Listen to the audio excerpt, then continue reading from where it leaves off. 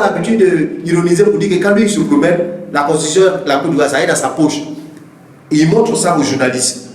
Mais je pense que dans cette constitution, il est inscrit qu'aucun cadre ivoirien ne doit se trouver à l'extérieur en exil. Donc, comme il connaît mieux la constitution, je pense qu'il doit faire en sorte que Soro Bafoli Guillaume rentre en Côte d'Ivoire pour faire ça la politique. Maintenant, les problèmes de justice, on peut les traiter.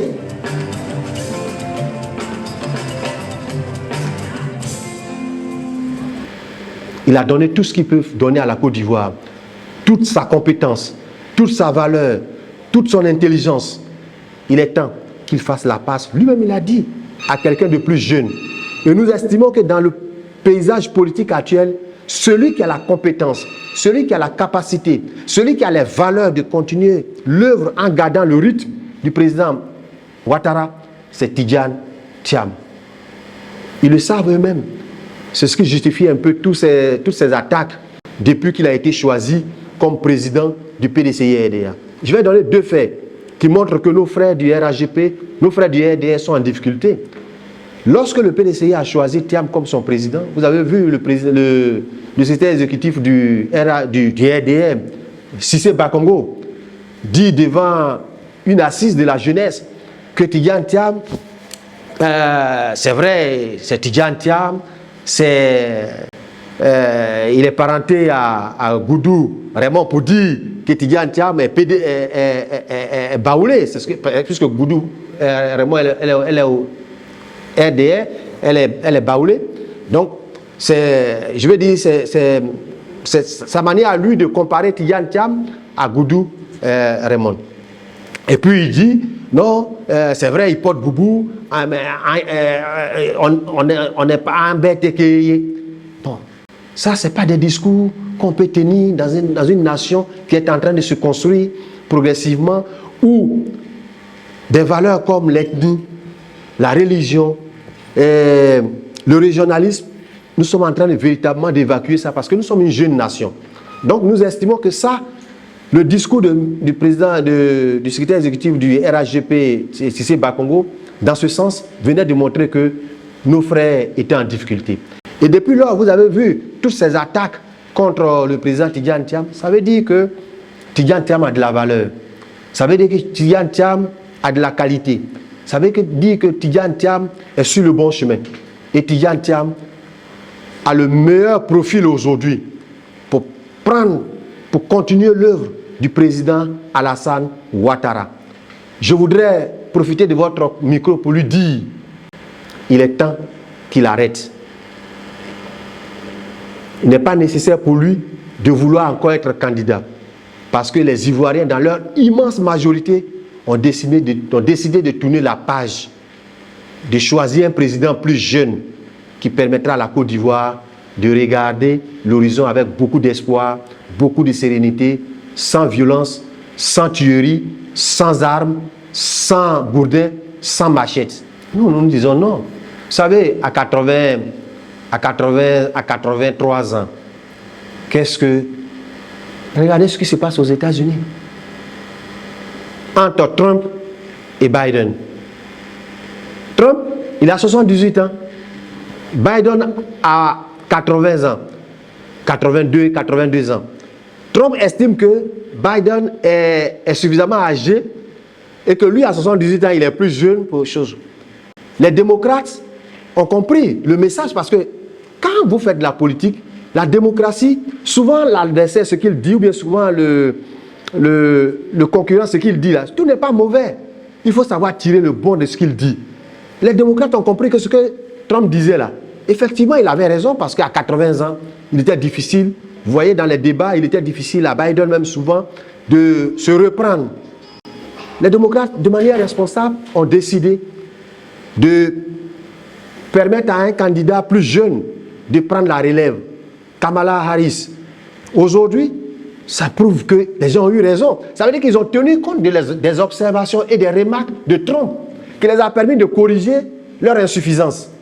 Donc, dire à l'autre que ça suffit, il faut s'arrêter parce que l'âge étant avancé, ce n'est pas mauvais. Au contraire, nos frères du RDR ont intérêt à ouvrir grandement leurs oreilles pour entendre ce que les Ivoiriens disent de ce que Ouattara il a suffisamment fait.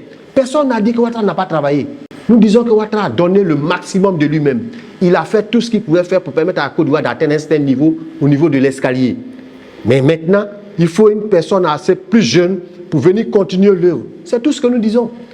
Maintenant, s'il décide d'aller, c'est sûr qu'il va perdre les élections parce que les Ivoiriens sont plus prêts à continuer avec Alassane Ouattara au palais présidentiel. Oui, entre le président Tidjane Thiam, président du PDCI et le président Laurent Gbagbo, président du PPACI, en tout cas, c'est un rapport fraternel. Je voudrais vous annoncer que le président Tidjane Thiam, après son élection, est allé rendre les civilités au président Laurent Gbagbo chez lui, à Mama. Il pouvait le faire à Abidjan, il pouvait le faire partout en Côte d'Ivoire, mais il a choisi d'aller chez lui parce que chez nous, je veux dire, le droit d'aînesse est important. Et donc le président Tidjane, en tant que petit frère, s'est déplacé avec quelques membres de ses collaborateurs et est allé chez le président Laurent Gbagbo à Mama, chez lui à la maison, et aller lui rendre les civilités.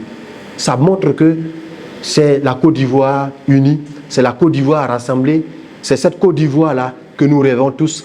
Entre les responsables des différents partis politiques, la communication est établie, il y a la fraternité. Maintenant, les débats politiques changent, ça c'est normal, parce que, je vais dire, la vision du PDCI de faire de la Côte d'Ivoire, ce n'est pas forcément la même vision que le PPACI. Mais c'est tous des Ivoiriens. Ce qui nous rassemble, c'est notre hymne. Ce qui nous rassemble, c'est notre nationalité et c'est ce qui fait en sorte que le président Tidjane et le président Laurent Gbagbo, vraiment, c'est la fraternité. Notre réponse se trouve déjà dans nos actes. Parce qu'il est souvent important de parler. Mais après les discours, il faut que les actes accompagnent le discours. Le président Tidjane Thiam, après l'appel du président Laurent Gbagbo à Bonois, vous avez vu que plus de 20 à 25 partis politiques se sont retrouvés au siège du PDCI pour signer la charte afin que nous puissions améliorer au niveau de la CEI les critères, les tests qui régissent la CEI pour que l'élection présidentielle soit une élection sans violence, sans bagarre, sans mort, et que cela se passe vraiment comme ça se passe dans les pays démocratiques dans le monde entier, qu'on aille aux élections et que les Ivoiriens choisissent de manière transparente, sans vraiment violence, mort, casse, tout ça, pour que les Ivoiriens choisissent de manière responsable un des leurs et que celui qui a perdu l'élection appelle celui qui a gagné pour le féliciter. C'est ça notre rêve. Et donc, notre réponse se trouve dans notre acte. Et je pense qu'en tant que journaliste, vous l'avez vu, qu'au siège du PDCI, le PPACI de Laurent Gbagbo qui a lancé l'appel, s'est déplacé avec beaucoup d'humilité pour venir au siège du PDCI RDA. MGC de Simone Gbagbo. Donc, notre réponse se trouve dans nos actes. Voilà. On n'a pas forcément besoin de parler, mais dans les actes, cela dénote que, un, nous sommes d'accord avec le président Laurent Gbagbo pour son appel. Deux, nous souscrivons totalement à son appel. Trois, dans l'action, nous avons démontré que nous sommes disposés à aller à l'union pour... cela ne veut pas dire que l'opposition choisit un candidat. Ça veut dire qu'on se met ensemble pour créer les conditions propices pour une élection transparente, inclusive, sans exclusion. En tout cas, en tant que cadre du PDCI-RDA, je trouve que ce qui se passe n'est pas normal. Vous savez, Guillaume Soro a été Premier ministre de ce pays. Il a été président de l'Assemblée nationale. Il a été même ministre. Il a été même ministre de la Défense en Côte d'Ivoire. En toute responsabilité, il a décidé de créer son parti politique. Ce que tous les Ivoiriens lambda le font tous les jours.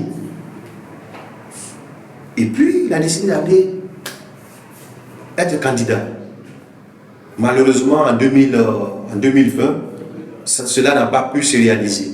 Mais il organise son parti pour aller aux élections présidentielles. Dès l'instant que ça se passe dans un cadre démocratique, nous sommes d'accord avec lui. Chaque Ivoirien est libre de créer un parti politique. Dans le cadre de l'Alliance, la paix des choses, des cadres du GDR sont allés signer pour dire qu'ils sont d'accord avec l'appel du président Laurent Gbagbo et sont venus souscrire de manière responsable. Après ça, on voit qu'il y a des cartes qui sont arrêtées. Nous trouvons que ce n'est pas normal. La première des choses. La deuxième chose, ce n'est même pas normal. Notre constitution nous l'interdit qu'un cadre ivoirien à la hauteur de Soro Kibafori Guillaume soit en exil. La constitution nous l'interdit formellement. La constitution empêche, tout président de la République doit tout faire pour qu'aucun cadre ivoirien se trouve à l'extérieur. C'est la constitution qui le dit. Et le président a l'habitude d'ironiser pour dire que quand lui il se promène, la constitution, la Côte d'Ivoire, ça est dans sa poche. Et il montre ça aux journalistes. Mais je pense que dans cette constitution, il est inscrit qu'aucun cadre ivoirien ne doit se trouver à l'extérieur en exil. Donc, comme il connaît mieux la constitution, je pense qu'il doit faire en sorte que Soro Kibafori Guillaume rentre en Côte d'Ivoire pour faire ça la politique. Maintenant, les problèmes de justice, on peut les traiter. Voilà. Il veut dire s'il est là, que la justice estime qu'on veut le convoquer, on le convoque, on lui envoie en bonne et due convocation, il sera à la justice, il explique ce qu'on lui reproche. Il se défend avec ses avocats. Mais quand on l'empêche de rentrer, qu'il se trouve à l'extérieur, nous estimons que ce n'est pas normal.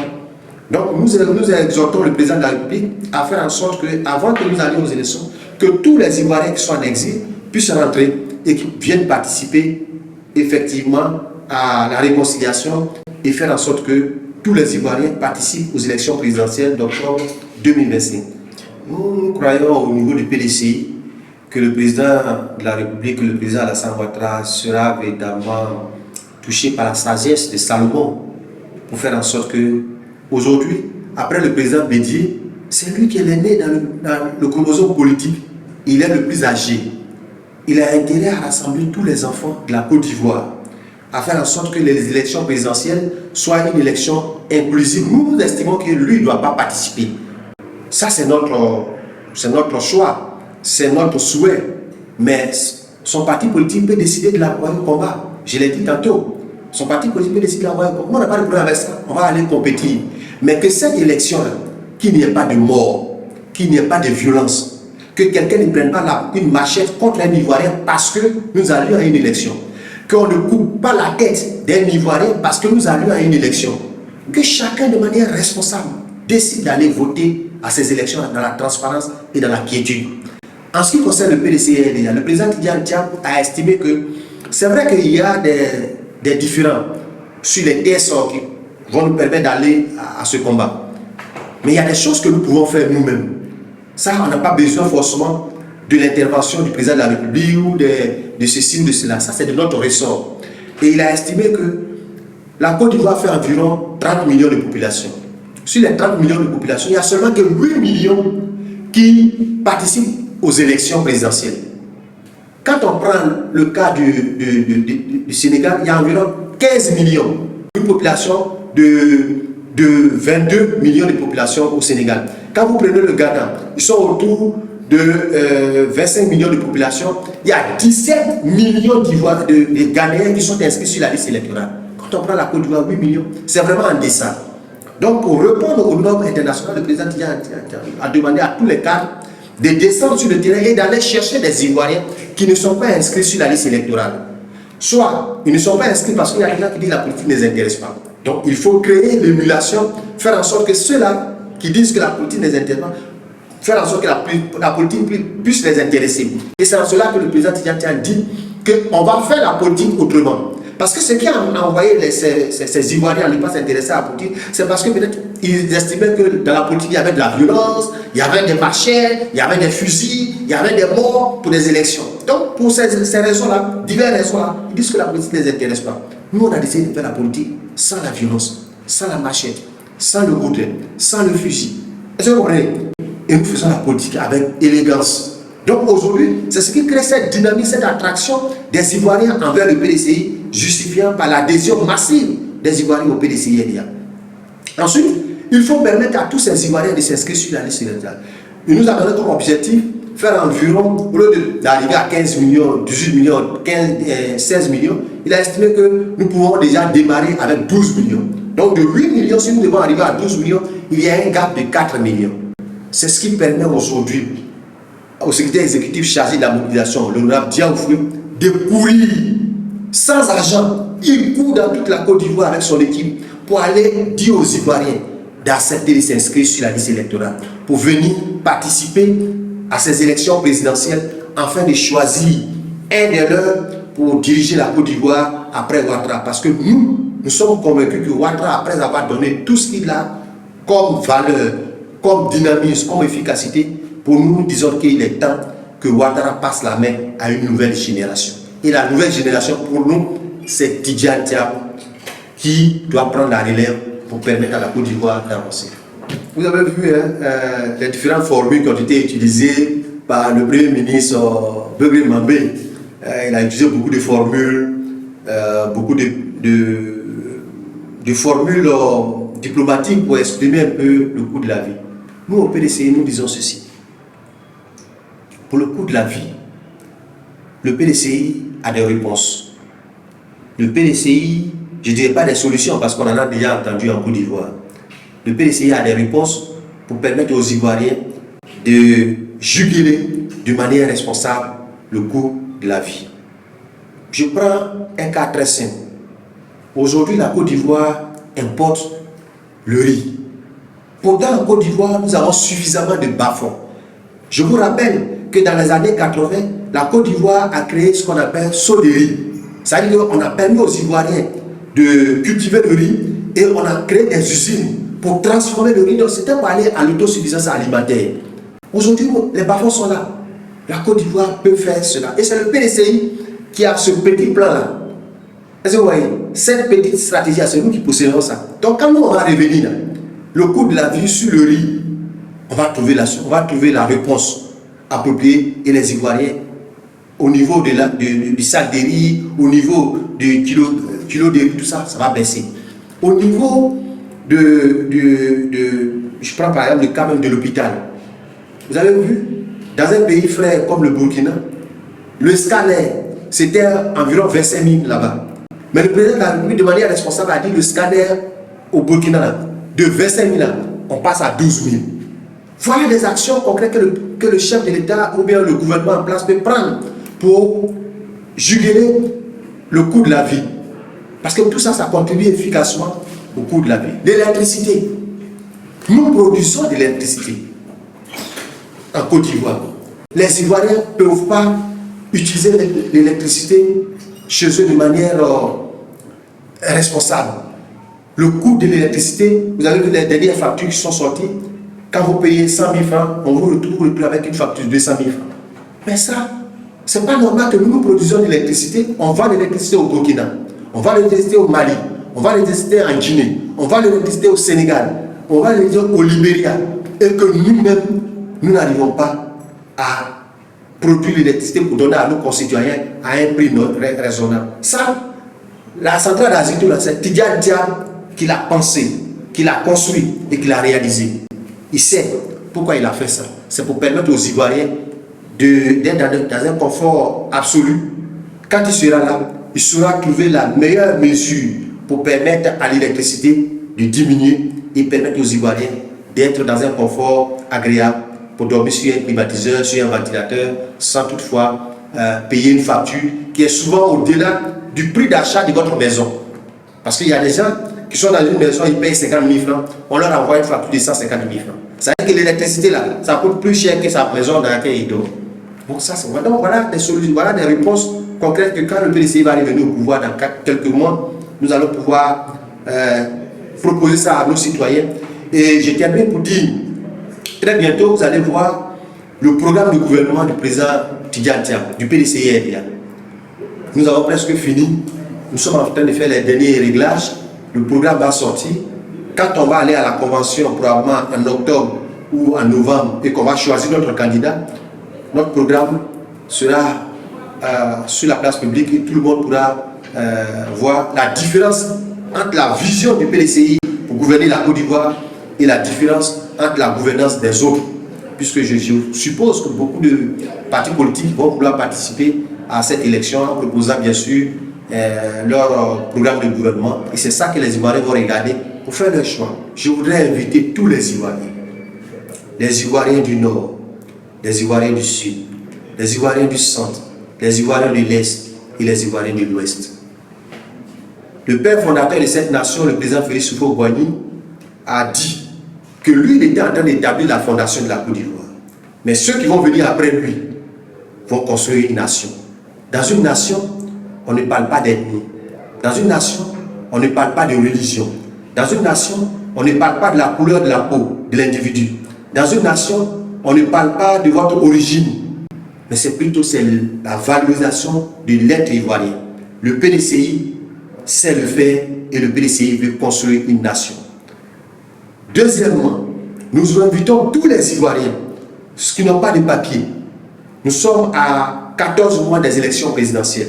Nous invitons tous les Ivoiriens à aller faire leur papier pour pouvoir s'inscrire sur la liste électorale et participer de manière transparente à l'élection présidentielle qui s'annonce avec beaucoup d'acuité le 25 octobre 2020. Troisième élément, le PDCI veut faire la politique autrement. Nous ne voulons pas faire la politique avec la violence. Nous ne voulons pas faire la politique avec une machette. Nous ne voulons pas faire la politique en coupant la tête d'un Ivoirien. Nous ne voulons pas faire la politique avec une machette, avec un fusil. Nous voulons faire la politique avec la parole, le débat d'idées, le dialogue, la communication. Voilà les valeurs sur lesquelles le PDCI est en train de bâtir sa stratégie pour présenter aux Ivoiriens. Vous allez voir que le président Tidjane Thiam ne prendra jamais la parole pour inciter un Ivoirien. On peut avoir des différentes idées, mais c'est en cherchant à convaincre l'autre que vous devenez fort. Ce n'est pas en coupant sa tête, ce n'est pas en le violentant, ce n'est pas en utilisant une machette comme lui que vous allez pouvoir l'amener dans votre parti politique. C'est en utilisant des formes, des valeurs sur lesquelles... Et le PDCI sait le faire. Quatrième élément, notre devise, c'est la Côte d'Ivoire qui l'a pensée. C'est le PDCI qui l'a pensé. Je vous ai dit tantôt que le PDCI est plus vieux même que la Côte d'Ivoire. Notre devise, c'est union, discipline, travail. Nous sommes convaincus que si les Ivoiriens sont unis, nous allons faire de grandes choses. Nous allons déplacer des montagnes. Mais les plus grandes armées de ce monde, c'est dans l'union et la discipline. Vous prenez les États-Unis, vous prenez les grandes puissances comme les États-Unis, comme la Grande-Bretagne. Leur armée, c'est la discipline. C'est ce qui leur permet de gagner des combats. Nous, au PDCI, nous sommes un parti politique discipliné. Donc, c'est sûr que quand vous êtes unis et que vous êtes discipliné, le travail, qui est en fait la victoire, qui est la concrétisation de l'union et de la discipline, c'est sûr que le PDCI, en octobre 2025, va revenir au pouvoir d'État. Donc, je voudrais vraiment dire merci à votre journal pour l'opportunité que vous m'offrez pour communier véritablement avec les militants du PDCI RDA, au-delà des militants, les Ivoiriens dans leur immense majorité, et leur dire qu'il y a encore de l'espoir. Cet espoir, c'est le PDCI qui leur propose à travers le président Tidjane Thiam. Je vous remercie.